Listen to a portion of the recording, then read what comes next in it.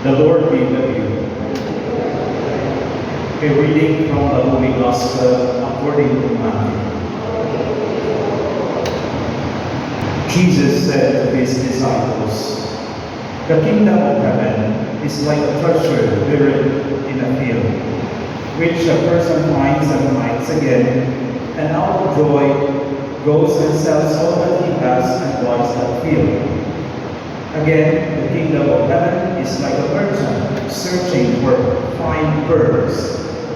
When he finds a pearl of great price, he goes and sells all that he has and buys it." The Gospel of the Lord.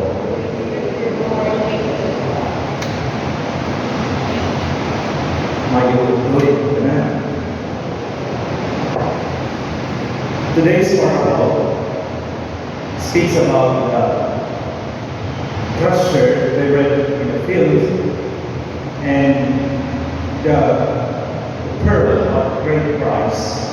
This parable gives us a knowledge of what is valuable that we strive to acquire. Jesus used these parables in order to describe about the kingdom of God.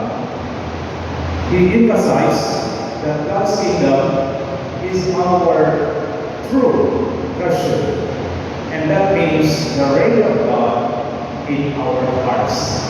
Ang paghari sa Ginoo dinhi sa atong kasing-kasing kanay labing bilingon na pahandik kay kulwa maghari wala kay pahandik na tingali kalibutan na. When we know what we really want, we give up and sacrifice everything just to get it.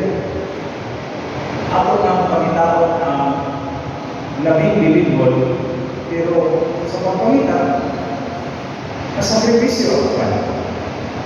Perhaps we renounce all those that hinder us from possessing what is the most valuable. Perhaps we reject anything that prevents us from achieving our goal.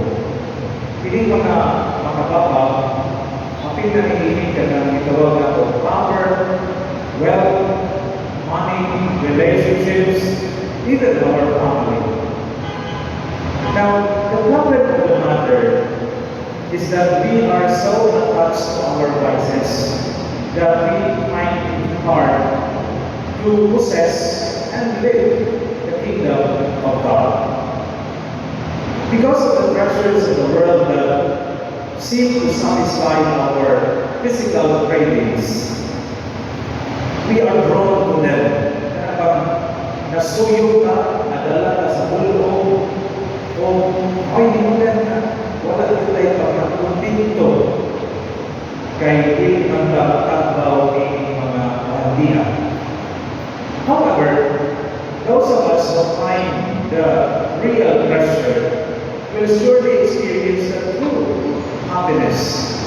Makaambot kayo sa tinuod na kalibay na no amount of money, fame, or human intimacy can match or can equal this ultimate goal, which is the true wealth of God's kingdom. Many friends, this is a tremendous demanding on our part. Kaya challenging tayo. Pero ang ikinahanglan natin is we should always be ready to give up and to kanang hikli na punto niya sa pagkakutang na di tayo kinanglan o ako mangitaon ang labing dilingon kanang dilingon na makahatod na to sa pagsinati sa tinuod na kalibay. We have to give up our material comforts in order to live a simple life for the sake of God's kingdom. dinhi is we should convince ourselves that the grace of God will enable us to overcome our weaknesses and make us ready to give up what is contrary to the values of God's kingdom. Sa bigay ko na tinuod na bahagi is the reign of God in our hearts. Ang tana, naghahay ko yun ang Ginoo hindi sa atong kasing-kasing mamaya ko kalunod sa atong pagpagkata.